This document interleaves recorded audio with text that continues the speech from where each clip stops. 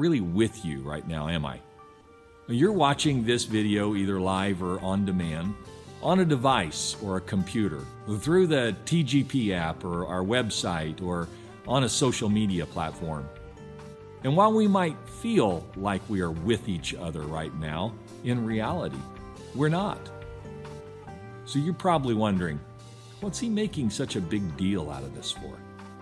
Well, let's think about that in terms of the psalm we've been looking at, Psalm 23.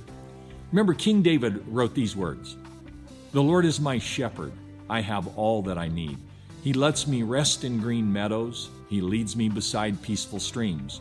He renews my strength. He guides me along right paths, bringing honor to his name."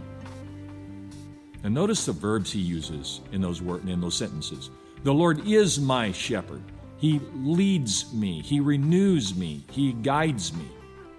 Obviously, we read these lines and find great comfort in the present tense action of the Lord in our lives.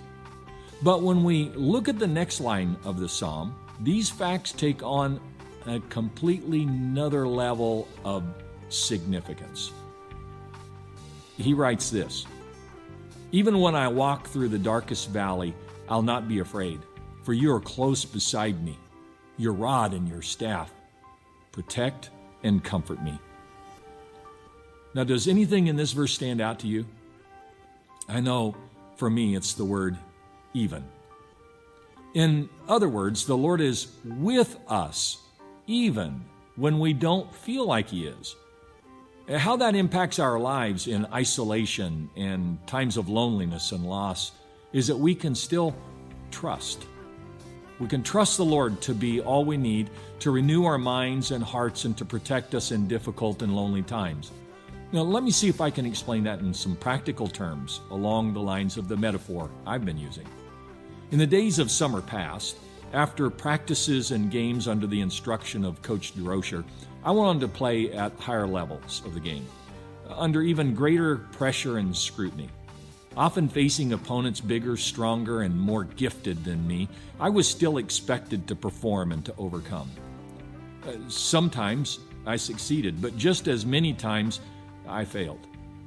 In those times, it felt as if my entire life hung in the balance.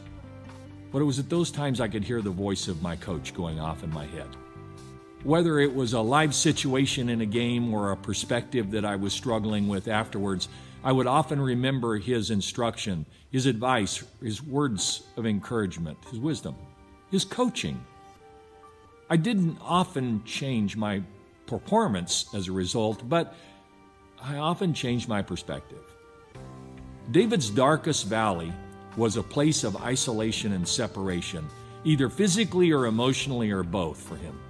And it was in those times of life that he learned that he had no evil to fear, because the Lord, his shepherd, was with him in reality.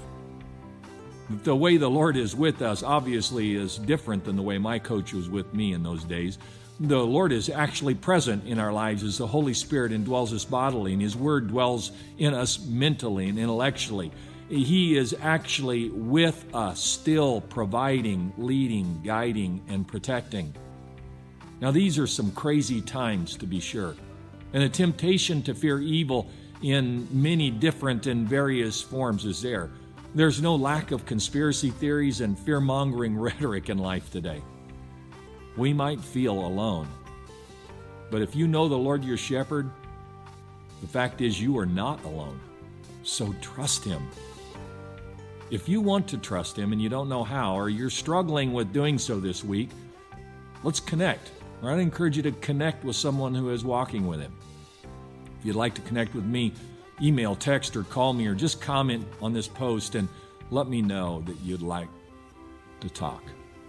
There's no reason to fear, my friends. When the Lord is with us, he is really with us. So God bless you this week, and may you walk in truth.